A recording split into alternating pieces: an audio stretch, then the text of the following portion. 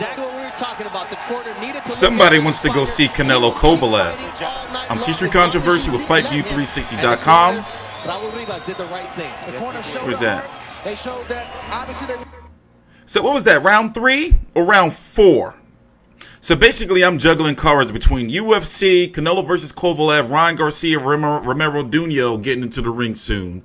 And then you got the Brian Castaño, Javier Fortuna card over on FS1. It is 11:27 p.m. Eastern Standard Time.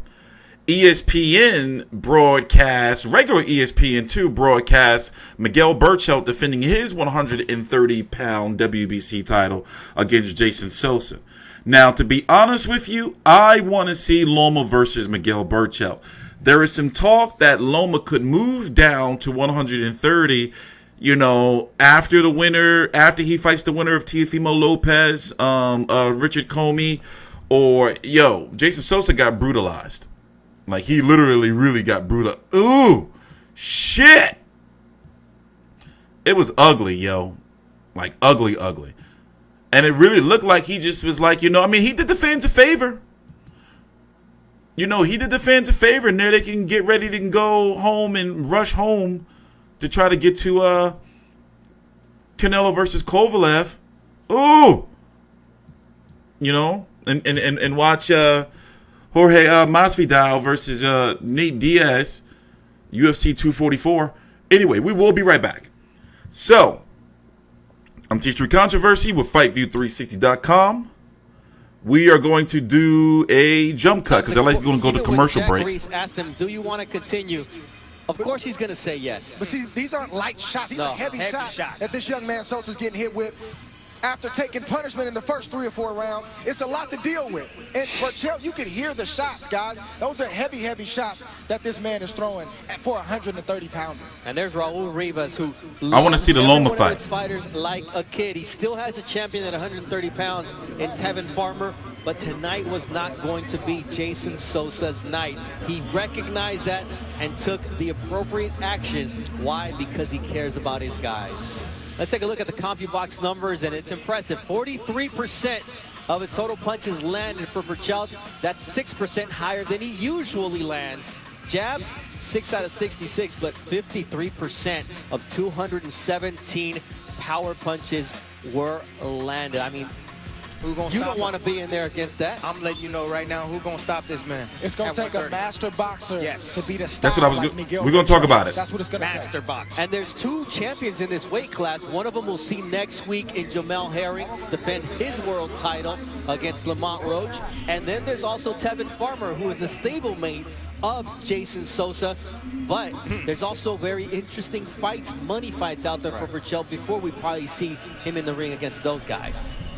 Oh, there's a Lomachenko fight possibility. Yes.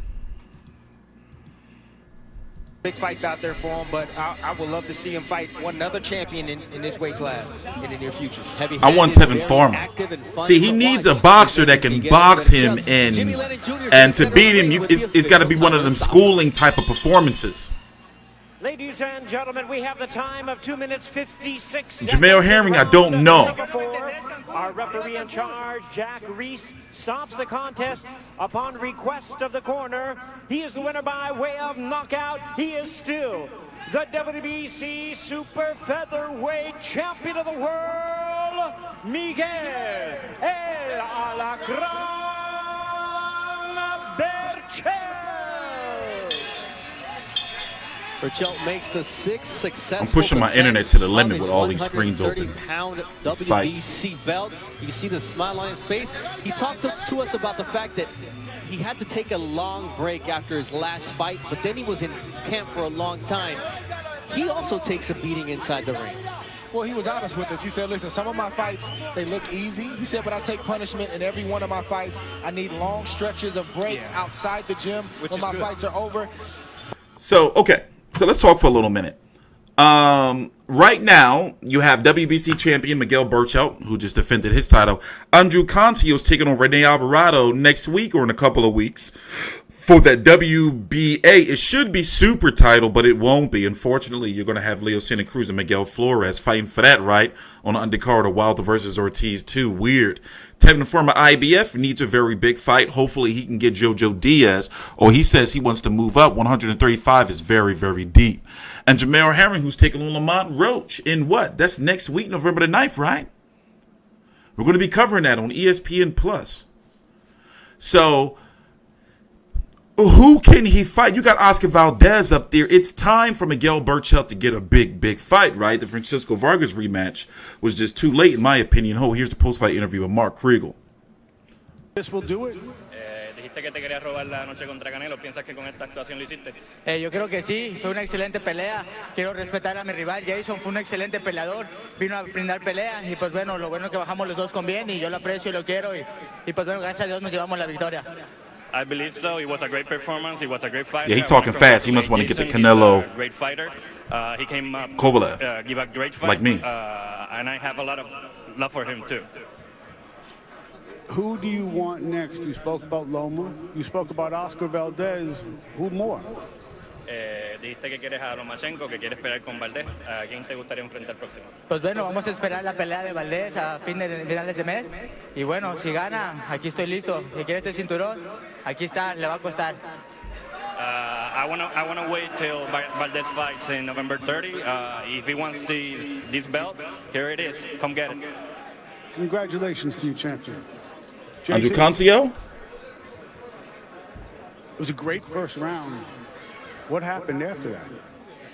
I thought I had him, but he's a great champion, man. You see it.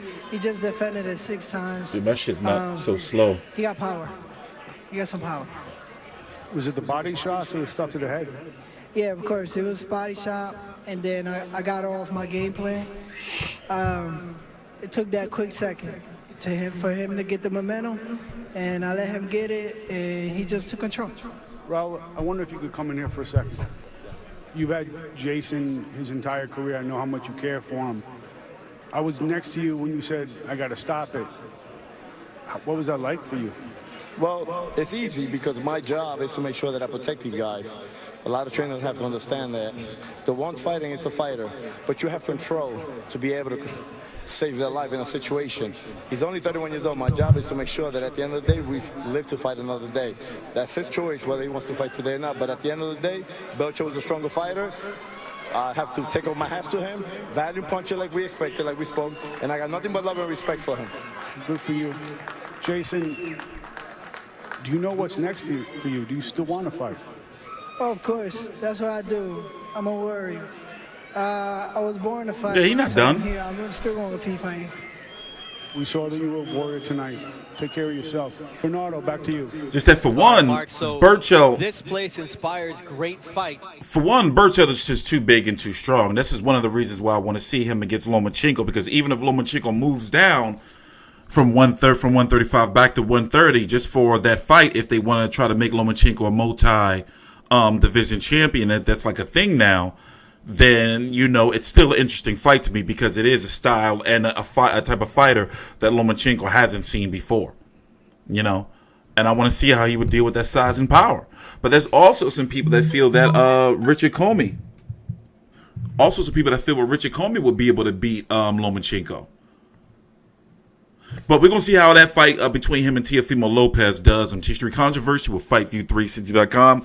This was good of Top Rank, by the way, to make sure that this fight aired before Ryan Garcia versus Romero Dunio, Canelo versus Kovalev, and UFC to get their champion out there first, where there should be high traffic right now. You know, especially so if they were doing what they were doing, supposed to be doing on social media, to let everybody know, hey, listen, this fight is on right now. All right? Please subscribe. I'm TstreeT Controversy with FightView360.com.